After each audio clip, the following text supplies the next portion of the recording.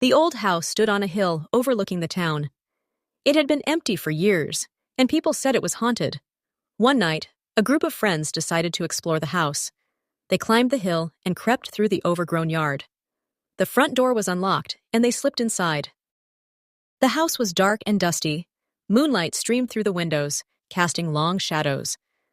The friends made their way through the house, exploring the empty rooms. They found old furniture covered in sheets and cobwebs hanging from the ceiling. As they reached the top of the stairs, they heard a noise.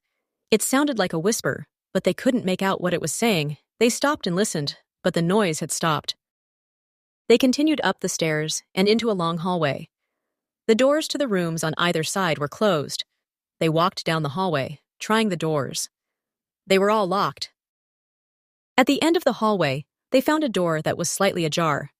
They pushed it open and stepped into a small room. The room was empty except for a single chair in the center. They looked around the room, but they didn't see anything.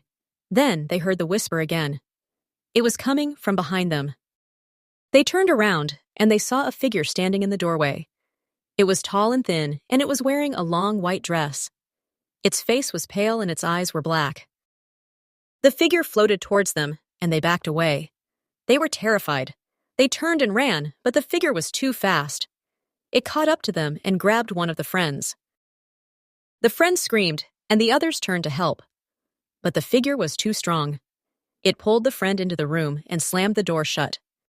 The other friends stood there, frozen in fear. They didn't know what to do. They heard a scream from inside the room, and then silence. They waited for a few minutes, but nothing happened. They slowly opened the door and looked inside. The room was empty. The friend was gone. They never saw their friend again.